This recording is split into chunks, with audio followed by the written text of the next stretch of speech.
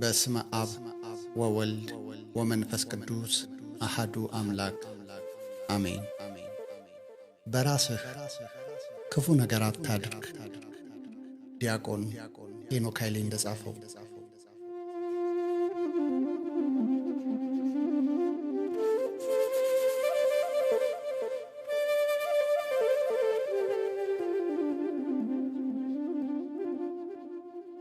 ይድረስ ለተከፋህ ወንድሜ፣ መኖር ለደከመህ፣ ሕይወት ለታከተህ፣ የሚሰማህ ላጣኸው፣ የሚረዳ ሰው ላላገኘው መከረኛው ወዳጄ፣ ከሞት ውጪ ሌላ መፍትሄ አልታይ ካለህ ያንተ ቢጤ መከረኞቹ ጳውሎስና ሲላስ እስር ቤት ውስጥ ሆነው እንዲህ ይሉሃል።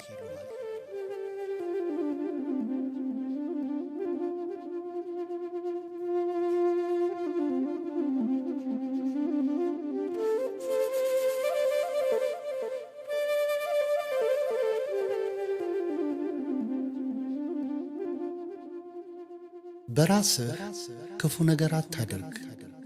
ሐዋርያት ሥራ ምዕራፍ 16 ቁጥር 28።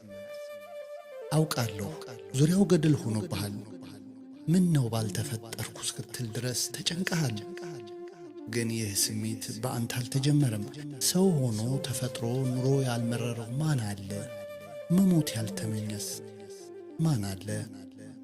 ሞት ያማረህ አንተ ብቻ መሰለህ? ስለምን ከማኅፀን አወጣኸኝ? ዓይን ሳያየኝ ምን ነው በሞት ያለውን ጻድቅ ኢዮብን አልሰማህምን? ከአባቶች አልበልጥምና ነፍሴን ውሰድ ብሎ እንዲሞት የለመነውን ኤልያስንስ አላየኸውምን? ዮናስንስ አሁንም አቤቱ ከሕይወት ሞት ይሻለኛልና እባክህ ነፍሴን ከኔ ውሰድ ሲል አልሰማህም? ወንድሜ እመነኝ፣ ምክንያቱም ምንም ይሁን ምን መኖር ያላስጠላው ሰው በታሪክ ፈልገህ አታገኝም። ሞት የሸተተው ልቡ የተሰበረ ብዙ ነው። አንተ ላይ ብቻ የደረሰ ልዩ ፈተና የለም። ለሰው ሁሉ ከሚሆነው በቀር ምንም ፈተና አልደረሰባችሁም። ነገር ግን ከሚቻላችሁ መጠን ይልቅ ትፈተኑ ዘንድ የማይፈቅደው እግዚአብሔር የታመነ ነው። ትታገሱም ዘንድ እንድትችሉም ከፈተናው ጋር መውጫውን ደግሞ ያደርግላችኋል ይላል መጽሐፍ ቅዱስ። አንደኛ ቆሮንቶስ ምዕራፍ 10 ቁጥር 13። ምናልባት የልብህን መሰበር የሐዘንህን ጥልቀት አይቶ ምቹ ጊዜ ያገኘው ብሎ ራስህን እንድትጎዳ ሰይጣን ሊገፋፋ ይችላል። እንዴት እንዲህ አይነት ሐሳብ በልቤ ሊመጣ ቻለ ብለህ አትረበሽ። ሰይጣን ይህንን ክፉ ሐሳብ ላንተ ብቻ ሳይሆን ለክርስቶስም አቅርቦለታል። የእግዚአብሔር ልጅ ከሆንክ ወደ ታች ራስህን ወርውር ብሎ ክርስቶስን እንኳን ማንነቱን ሳያውቅ ራሱን እንዲወረውር ሊገፋፋው የሞከረ ደፋር ነው። የእግዚአብሔር ልጅ የሆነ ሰው ግን ራሱን አይጎዳም። ጌታ አምላክህን አትፈታተነው፣ ሂድ አንተ ሰይጣን ብለህ ሰይጣንን ገሥጸው። ሰይጣን ክርስቶስን ከሕንፃ ጫፍ በመወርወር የእግዚአብሔር ልጅ መሆንህን አሳይ ሲለው ክርስቶስ ሰይጣንን ሂድልኝ ብሎ በመገሰጹ በክብር ወደ ሰማይ አረጉ፣ በእግዚአብሔር ቀኝ ተቀመጠ። ወንድሜ ሆይ አንተም ሰይጣንን አትስማው። ሐሳቡ ራስህን ጎድተህ ከፈጣሪ እንድትጣላ ሊያደርግህ ነው። ሰይጣንን ከገሰጽከው በእግዚአብሔር ቀኝ ከበጎቹ ጋር ትቆማለህ። አሁን ያለህበት ችግር ያልፋል። የሚሰማህ ክፉ ስሜት መቼም የማይለወጥ አይምሰልህ። ሐዘኑም ብቸኝነቱም ተስፋ ቢስነቱም ያልፋል። ጨለማው ይነጋል፣ የተዘጋው በር ይከፈታል። ችግሩ ሲፈታ አንተ ከሌለህ ግን ትርጉም የለውም። ስለዚህ ለሚፈታ ችግር የማይቀለበስ ውሳኔ አትወስን። ራስን ማጥፋት ከጊዜያዊ ችግር ለመሸሽ ሲሉ ዘላቂ ችግር ውስጥ መግባት ነው። ጊዜያዊ ሕመምን ለማስታገስ የዘላለም ሕመምን ለምን ትመርጣለህ? የሞተ ተገላገለ ሲሉ ሰምተህ እንዳትታለል። ሞት እረፍት የሚሆነው ራሱ እግዚአብሔር ሲጠራህ ብቻ ነው። እናንተ ደካሞች ሸክማችሁ የከበደ ወደ እኔ ኑ እኔም አሳርፋችኋለሁ ያለው ጌታ ሳይጠራህ ራስህን ማጥፋት የዘላለም ሥቃይ ያመጣል። ወዳጄ በራስህ አንዳች ክፉን አታድርግ። የሕይወትህን ዋጋ ታውቅ ይሆን? አንተ እኮ የእግዚአብሔር ልጅ ለአንተ ሲል የሞተልህ ነህ። ሊፈውስህ የቆሰለ፣ ሊያከብርህ የተዋረደ፣ ሊያረካህ የተጠማ፣ ሊያለብስህ የተራቆተው ለአንተ እኮ ነው። ክርስቶስ ስለ አንተ ሞቷል። አንተን ግን የጠየቀህ እንድትሞትለት ሳይሆን እንድትኖርለት ነው። ለሞተልህ አምላክ እንዴት መኖር ያቅትሃል? ወዳጄ ሆይ ሰውነትህ በአምላክ ደም የተገዛ ክቡር ሰውነት ነው። አካልህ አንተ እንጂ ያንተ አይደለም። በዋጋ ተገዝታችኋልና ለራሳችሁ አይደላችሁም። ስለዚህም በሥጋችሁ እግዚአብሔርን አክብሩ ይላል። ስለዚህ በከበረ የእግዚአብሔር ልጅ ደም የተገዛ ሰውነትህን ለሰይጣን በርካሽ አትሸጠው። አትግደል የሚለው ሕግ ራስህንም ይጨምራል። ቤተ መቅደስ የሆነ ሰውነትህን ለማፍረስ አታስብ።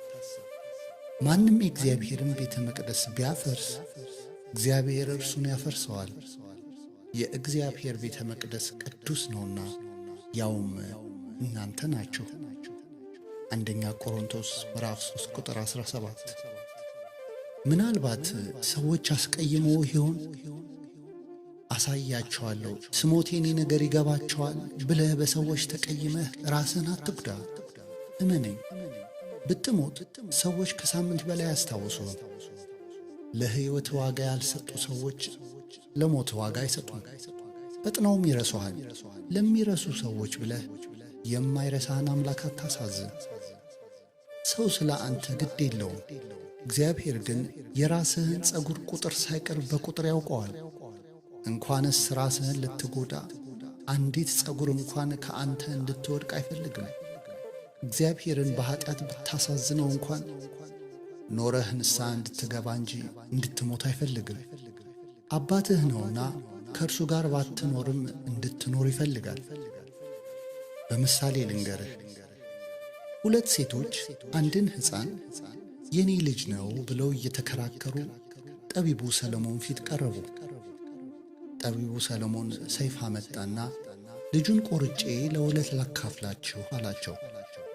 አንደኛዋ ሴት እሺ እንካፈል ስትል፣ እውነተኛዋ እናት ግን ልጄ ከሚሞት እርሷ ትውሰደው አለች። እናት መሆኗም በዚህ ታወቀ። ወዳጄ ያንተም ኑሮህ ከእግዚአብሔር ጋር ላይሆን ይችላል። ዓለም የራሷ አድርጋህ ይሆናል። እንደ ሶምሶን በደሊላ ዕቅፍ፣ እንደ ዴማስ በተሰሎንቄ ውበት ተማርከ ይሆናል። እግዚአብሔር ግን አባትህ ነውና ሞትህን አይፈልግም። ልጄ ከሚሞት እርሷ ትውሰደው እንዳለችው እናት ፈጣሪህ ከነ ኀጢአትህም ቢሆን እንድትሞት አይፈልግም። ከእርሱ ጋር ባትኖርም መኖርህን ይፈልጋል። የሟቹን ሞት አልፈቅድምና ይላል ጌታ እግዚአብሔር። ስለዚህ ተመለሱና በሕይወት ኑሩ። ሕዝቅኤል 18:32። የይሁዳ ኀጢአቱ ጌታውን መሸጡ አልነበረም፣ ራሱን መግደሉ ነው። እግዚአብሔርን የሚያሳዝነው ከበደልህ በላይ በእርሱ ተስፋ ቆርጠህ ራስህን ስትጎዳ ነው። ወዳጄ የአንተን መኖር የሚፈልጉ ብዙዎች ናቸው። ፈጣሪ ወደዚህች ዓለም ያለ ምክንያት አላመጣህም። በአንተ አለመኖር የሚጎድል ነገር አለ። አንተን የሚመስል ሌላ ሰው አልፈጠረምና ለዚህ ዓለም አንተን የሚተካ የለም። በክብር ወደዚህ ዓለም ያመጣህ አምላክ በክብር ወደ ራሱ እስኪወስድህ ድረስ በራስህ ላይ ክፉ ነገር አታድርግ። የወህኒውን ጠባቂ ከእንቅልፉ ነቅቶ የወህኒው ደጆች ተከፍተው ባየ ጊዜ እስረኞቹ ያመለጡ መስሎት ራሱን ይገድል ዘንድ አስቦ ሰይፉን መዘዘ። ጳውሎስ ግን በታላቅ ድምፅ ሁላችንም ከዚህ አለንና በራስህ ክፉ ነገር አታድርግ ብሎ ጮኸ። ሐዋርያት ምዕራፍ 16 ከቁጥር 27 እስከ 28። ይህ ሰው እስረኛ ያመለጠው መስሎት ራሱን ሊያጠፋ ሲል ጳውሎስ ሁላችን እዚህ አለንና በራስህ ክፉ ነገር አታድርግ አለው። ወዳጄ አንተስ ተስፋ የቆረጥከው ምን ያመለጠ መስሎህ ነው? የትምህርት ዕድል ያመለጠ መስሎ ነው? ገና ሺህ የትምህርት ዕድሎች አሉህ። ዕድሜህስ ያመለጠ መስሎ ነው? ነገ የሚጠብቁህ ብሩህ ዘመኖች እኮ ቁጭ ብለዋል። የሚረዳኝ ሰው የሚያስብልኝ ሰው አጥቻለሁ ብለህ ከሆነም ካልሰሙህ ጥቂቶች በላይ ልንሰማ የምንሻ ሁላችን ከዚህ አለንና በራስህ ክፉ ነገር አታድርግ። መከራ ጸናብኝ፣ ኑሮ ጨለመብኝ፣ የሀገሪቱ ሁኔታ ተስፋ አሳጣኝ ብለህ ይሆን? እኛስ አብረንህ አይደለንም? አብረን ከገባንበት ችግር አብረን ብንወጣ አይሻልም? ካንተ በባሰ ሁኔታ የታሰረንና የተገረፍን ጳውሎሶችና ሲላሶች ሁላችን በዚህ አለንና በራስህ ክፉ አታድርግ ስንልህ ስማ። ይልቅ አንተም እንደ ወህኒው ጠባቂ እድን ዘንድ ምን ላድርግ ብለህ ነፍስህን የምታድንበትን መንገድ ወደ መቅደሱ ቀርበህ ጠይቅ። ስለዚህ ሰይጣንን አሳፍረው፣ እንዲህ በለው፣ ጠላቴ ሆይ በወድቅ እነሳለሁና በጨለማም ብቀመጥ እግዚአብሔር ብርሃን ይሆነኛልና በእኔ ላይ ደስ አይበልሽ። ትንቢተ ሚልክያስ ምዕራፍ 7 ቁጥር 8። ይቆየን። ወስብሐት ለእግዚአብሔር ወለወላዲቱ ድንግል ወለመስቀሉ ክቡር አሜን።